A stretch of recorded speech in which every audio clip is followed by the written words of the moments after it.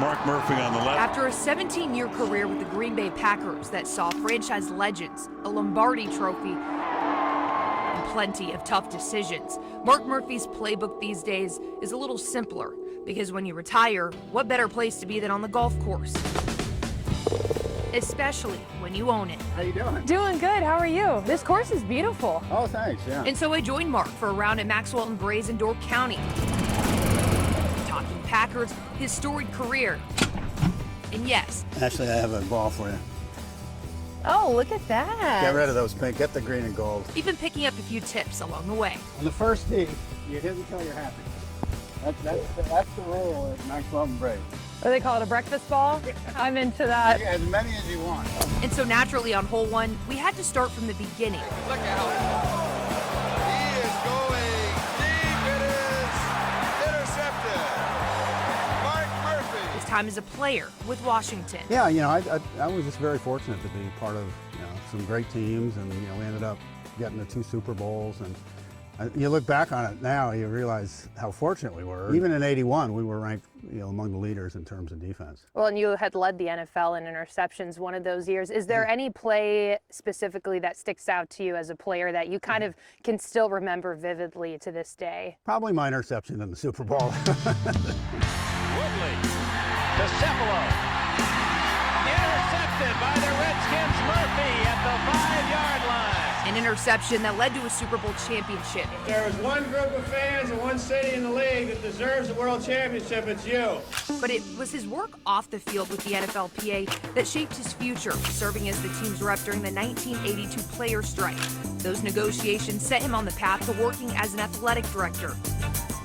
And much like golf, All right, let's go, Ashley. it turns out his second career was all about playing the long game. I know that you were at Northwestern. How did the Green Bay Packers job come about? I was very happy at Northwestern. I'd been there, just short of 5 years, and I wasn't looking to leave. The man that ran the search was a man named Jed Hughes, who I'd gotten to know. Actually, he coached in the league when I was playing. Okay. So he and I had kept in touch over the years. So, he called, he said, Mark, I'm doing a search for the Packers president. Would you be interested? And yeah. So, well, How could you Green say Bay no, Packers. right? Yeah. But little did he know that first year would be a whirlwind. A trip to the NFC Championship, followed by Brett Favre's retirement. I am officially retiring from the NFL. That didn't exactly stick. It was challenging because Favre was just beloved. Yes. And there was a real split, I think, in the fan base because we'd made a commitment to Aaron Rodgers. There was a lot of pressure to allow, whether it's pressure number one to allow Brett to come back and compete or just to cut him. But, we knew there was value, so we ended up being able to trade him to the Jets. And it's funny how history repeats itself. We had Favre, and Aaron sat for 3 years, and so when he finally was able to play, he was ready. And the same thing with Jordan. He sat for 3 years behind Aaron. And I give Aaron a lot of credit. Aaron was a really good mentor to Jordan, helped him a lot. And, Jordan, stepped in right away and played great.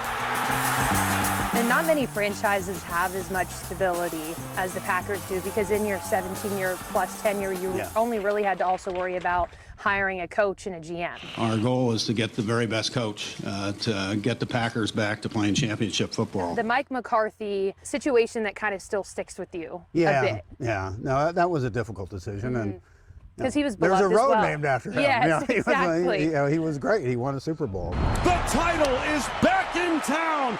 The Green Bay Packers are world champions of football. But I did feel that a change was needed, and I know Mike was disappointed because he had so much success, but a change was going to be made. Well, I know he's back here living in I Green know. Bay. Have you guys Spends gone? a lot of time in Door County. Yeah, I was going to say, have you guys gone golfing at all? We had breakfast probably about a month ago, and so invited. I said, Mike, I can get us on Maxwell and Bray's. You may notice I was a line drive hitter when I played baseball. Oh, nice! Can't believe how high you got that. I can't believe it either. So let's have a contest. See who can get closer, me putting or you chipping. Okay, let's do it. All right. She's closer. I'm closer. So when I was an athletic director, we had a rule of thumb Never hire a coach who's a single-digit handicap in golf. Why is that? Because if they're that good at golf, they're not spending enough time coaching. Now, do you take these guys on the golf course first before you hire them for that exact reason? I'll just say Matt LaFleur. Not a great golfer. That's not a great golfer. Okay. He's a great guy. He's a great athlete, but Not a great golfer. no.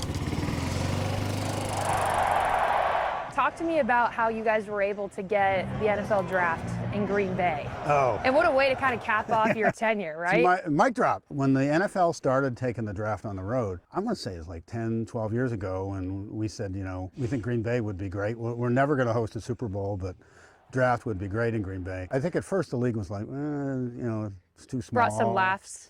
Yeah, a few laughs. But 2 or 3 years ago, Roger called and said, you know, we're going to come to Green Bay. To be able to go out and announce the Packers' first-round pick, too, what was that moment like, knowing that you guys were getting ready to draft Matthew Golden, but also just stepping out and seeing how many people that were there for night one? It was overwhelming, almost like standing up on the stage and looking out. And I decided to go off script. For the first time since 2002, draft a wide receiver. Listen to this crowd. The day that you were inducted into the Packers Hall of Fame, you unfortunately had to share that day with some groundbreaking history.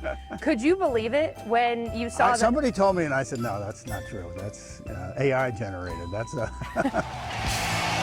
Well, they always say defense wins championships. You add a guy like Micah Parsons, you're already seeing the impact that this team has had defensively in these first 2 weeks. And it's not just him making plays, it's freeing up others. You know, he's such a talent that he's going to get double teamed, and you know, you're seeing it already that the other players are able to make plays that they just weren't before. What is it about this year's group where, you know, Brian Gutekunst, Matt LaFleur are looking at this unit saying, we've got to go all in. This is a team that could absolutely win a Super Bowl. This is our 3rd year in a row where we've had the youngest team in the league, and those young players are developing and maturing. And you know, the other reality is it's a young man's league, and you know, our players are really playing well. You know, the other thing, I don't know if he gets enough credit, is Jeff Halfway. That's like, yeah, I can feel it that time. Good work. And he's done an amazing job, and boy, he's made a huge difference. I've been very impressed. He'll probably be a head coach in the NFL soon. Soon. I would say soon. Yeah. Oh, Ashley. Oh, don't leak. Oh, into the trees. No, you'll be all right. There we go. A little pop up.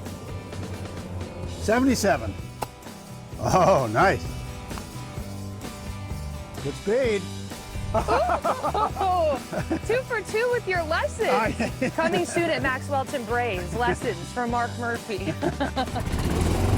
Back in the 40s, and 20s, 30s, and 40s, the early days of the NFL, it was very expensive to fly every game. So what a lot of teams did, when they came to the Midwest, they would stay for over a week and play 2 games. And so the LA Rams came to the Midwest, and they ended up staying up in Door County, and they practiced on the fairway at the 11th hole. We're trying to track down photos of it. You also had a really strong partnership with UW Green Bay while you were with the Packers. You've kind of been able to step into more of a role with their athletic department. You know, I was an athletic director for, 17, 18 years, and really did miss that. I'm kind of feel like I'm going back to my roots, where I started in college athletics. It's a crazy time in college athletics with NIL and the transfer portal. Oh, that's good. Turn. Good. I'll take it. Par. Now here's a fun question for you. Sure. Any stories, now that you are not employed by the Packers, that you want me to tell some Aaron Rodgers stories? I want to know whatever story. You're not getting me to do that.